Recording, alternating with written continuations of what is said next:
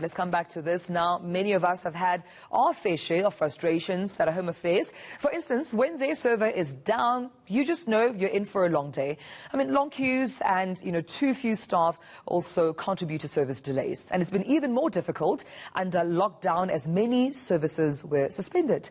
eNCA reporters are at various home affairs offices around the country this morning, and they are trying to determine how fast or slowly the queues move and things get done. So in Johannesburg, we have Aviwe Mtila. Monique Mortlock is in Cape Town, but Dasen Thathiah joins us from Durban. My colleagues join me now for that conversation. Good morning to you, colleagues. I want to start with you, Dasen, because the story that you have there is quite, just shocking to say the least. I mean, it seems that it's gotten to a point where community members have had to hold some staff hostage at the Home Affairs Department, just demanding service.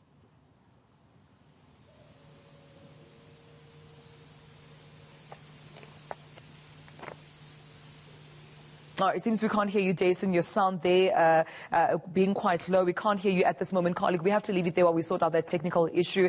Monique, let me move on to you. I mean, I have to say that I'm quite embarrassed that I also still have my green book, haven't done much to get my smart card ID, but you are joining that queue, colleague, so that you can also sort yourself out in terms of getting that smart card ID. How's the queue going and what's it looking like from where you stand?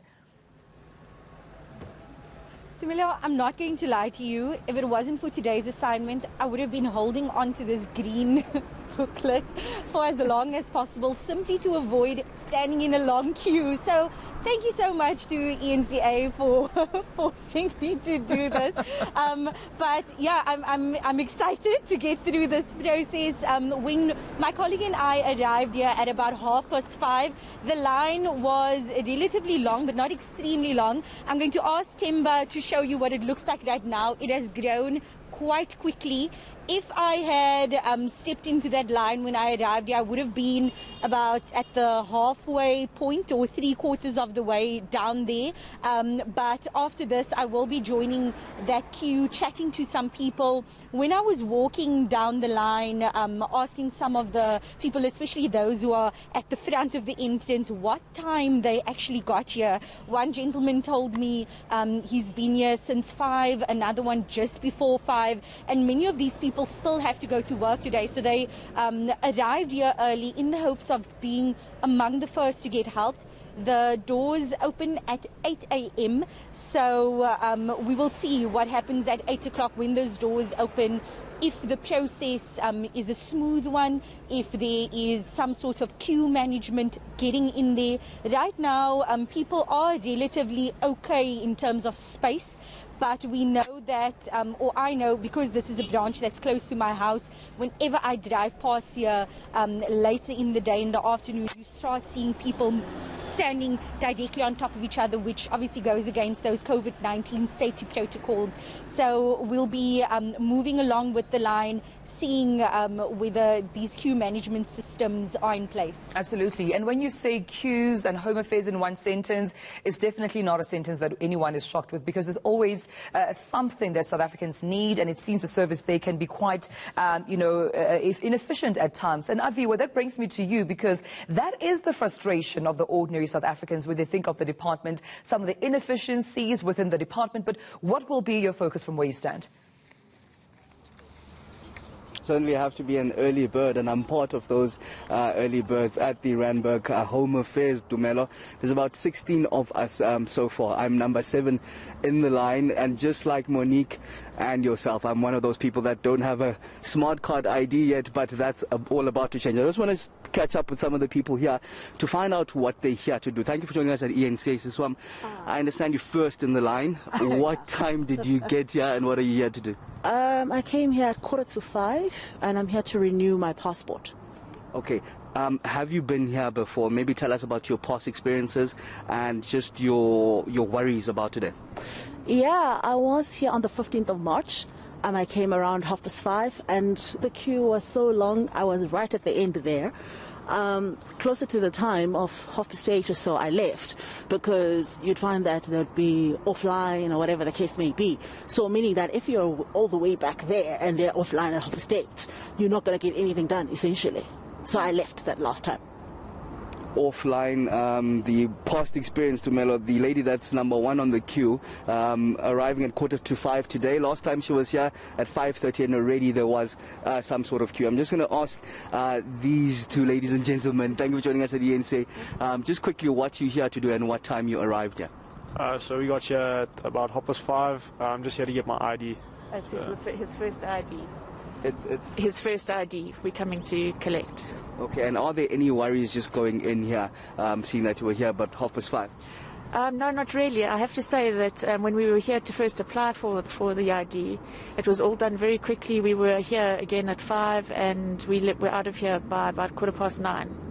So we are hoping for the best today again. Yeah. Okay, hopeful there for the best. A better experience, saying that they were done at least by 9:15 the last time that they came to do their IDs essentially. But the lady you heard there, that there were concerns about the systems being offline, but that's something that we'll see for ourselves, as I'm here to also do my smart card ID. Listen, let's just find out if Dasen is just like us and if he's the better colleague here who has a smart card ID is here. Dasen, I mean, you could hear from the three of us. We still have our book, which I'm still very proud and, you know, quite, I don't know if I should say that I'm still very much connected to my ID book. But where do you stand and how's the queue looking from there? I think I'm going to answer that question by showing you this. I mean, I don't want to show you what the picture looks like because you'd probably think it's an imposter, but unfortunately, I'm embarrassed to say that I'm also one of those that still has a very shabby looking green ID book. And I think I'm not the only one. I mean, if you look at the queue behind me here, let's just step out of this queue. The people behind me were kind enough to allow me to keep my space. But you'll see that the line is already quite long. People have been here since about 4 in the morning, I'm told, and that's how it has to be, apparently, if you aim to get inside the Tongaat Home Affairs office, and that's where I am. In fact, the office only opens at 8 o'clock, but many people have spent a very chilly morning here. There was a fire that was lit earlier. In fact, something very interesting happened as well, Tumelo. When I just got here, I was told that if I wanted that place right at the front of the line, all I had to pay was 200 Rand.